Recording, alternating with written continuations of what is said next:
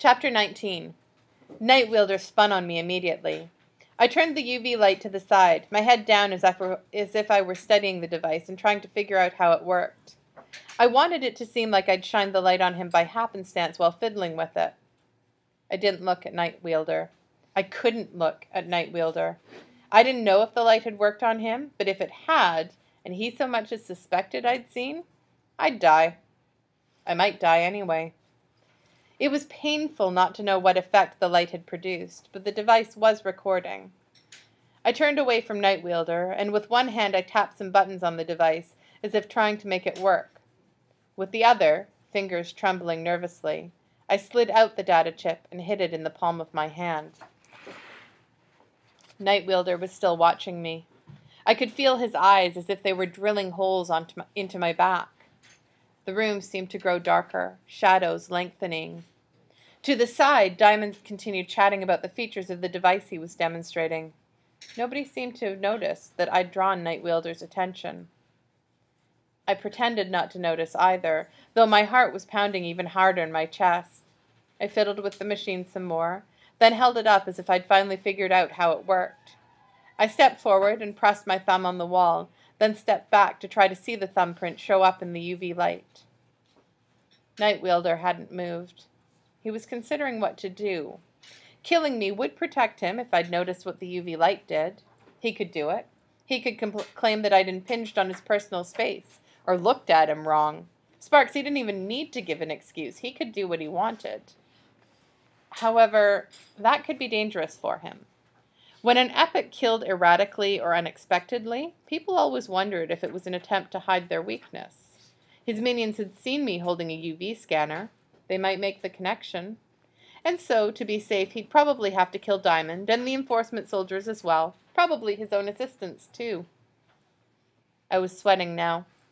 It felt awful to stand there, to not even be facing him as he considered murdering me.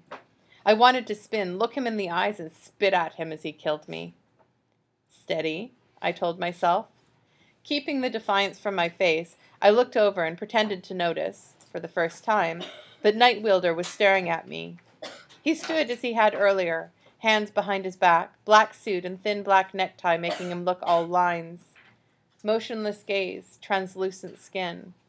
There was no sign of what had happened, if indeed anything had happened. Upon seeing him, I jumped in shock. I didn't have to feign fear. I felt my skin grow pale, the color drain from my face. I dropped the fingerprint scanner and yelped softly. The scanner cracked as it hit the ground. I immediately cursed, crouching down beside the broken device. "What are you doing, you fool?"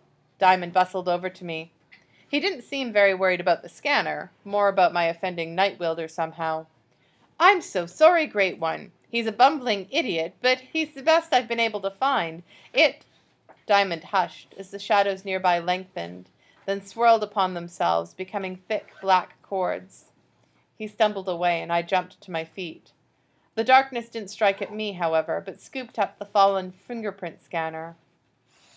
The blackness seemed to pool on the floor, writhing and twisting about itself. Tendrils of it raised the scanner up into the air in front of Night Wielder, and he studied it with an indifferent gaze. He looked to us, and then more of the blackness rose up and surrounded the scanner. There was a sudden crunch, like 100 walnuts being cracked at once. The intended message was clear. Annoy me, and you will meet the same fate. Night Wielder neatly obscured his fear of the scanner and his desire to destroy it behind the guise of a simple threat. I said softly, "Boss, why don't I just go to the back and keep working on that inventory like you said?" "What you should have done from the first," Diamond said. "Off with you." I turned and scrambled away, hand held to my side, clutching the data chip from the UV scanner. I hurried my pace, not minding how I looked, until I was running. I reached the boxes and the relative safety of their shadows. There, close to the floor, I found a completed tunnel burrowed through the back wall. I lurched to a stop. I took a breath, got on my hands and knees, and scrambled into the opening. I slid through the 7 feet of steel and came out on the other side. Something grabbed my arm, and I pulled back by instinct. I looked up, logic fleeing as I thought of how Nightwielder had made the shadows themselves come alive, but was relieved to see a familiar face. "Hush," Abraham said, holding my arm. "Are they chasing?" "I don't think so," I said softly. "Where's my gun?" I kind of sold it to Nightwielder." Abraham raised an eyebrow at me, then towed me to the side where Megan covered us with my rifle. She was a definition of professional. Lips a terse line, eyes searching the tunnels nearby for danger. The only light came from the mobile she and Abraham wore strapped to their shoulders. Abraham nodded to her, and there was no further conversation as the three of us made our escape down the corridor.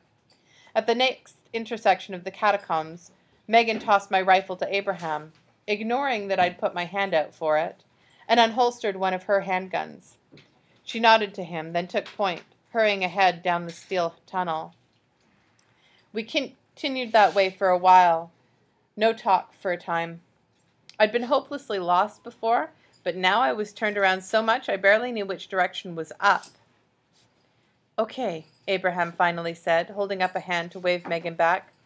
"Let's take a breather and see if anyone is following." He settled down in a small alcove in the hallway where he could watch the stretch behind us and see if anyone had followed. He seemed to be favoring the arm opposite the shoulder that had been shot. I crouched beside him, and Megan joined us. "That was an unexpected move you made up there, David," Abraham said softly, calmly. "I didn't have time to think about it," I said. "They heard us working." True. And then Diamond suggested you go back, but you said you wanted to stay?" "So you heard that?" "I could not have just mentioned it if I hadn't." He continued looking down the hallway. I glanced at Megan, who gave me a frosty stare. "Unprofessional," she muttered. I fished in my pocket and brought out the data chip. Abraham glanced at it, then frowned. He obviously hadn't stayed long enough to see what I was doing with Nightwielder. I tapped the chip to my mobile, downloading the information. 3 taps later, it started displaying the video from the UV scanner. Abraham glanced over, and even Megan craned her neck to see what it was showing. I held my breath. I still didn't know for certain if I was right about Nightwielder, and even if I was, there was no telling whether my hasty spin of the scanner had captured any usable images. The video image showed the ground, with me waving my hand in front of the lens. Then it turned on Nightwielder, and my heart leapt. I tapped the screen, freezing the image. "You clever little schlonz," Abraham murmured. There, on the screen, Nightwielder stood with half his body fully corporeal. It was difficult to make out, but it was there. Where the UV light shone, he wasn't translucent, and his body seemed to have settled more. I tapped the screen again, and the UV light panned past, letting Nightwielder become incorporeal again. The video was only a second or two, but it was enough. "UV forensics scanner," I explained. "I figured this was the best chance we'd get to know for certain." "I can't believe you took that chance," Megan said. "Without asking anyone. You could have gotten all 3 of us killed." "But he didn't," Abraham said, plucking the data chip from my hand. He studied it, seeming oddly reverent. Then he looked up, as if remembering he'd been planning to watch the hallway for signs of people following. "We need to get this chip to Prof. Now." He hesitated. "Nice work." He stood up to go, and I found myself beaming. Then I turned to Megan, who gave me an even colder, more hostile look than she had earlier. She rose and followed Abraham. Sparks, I thought. What would it take to impress that girl? I shook my head and jogged after them.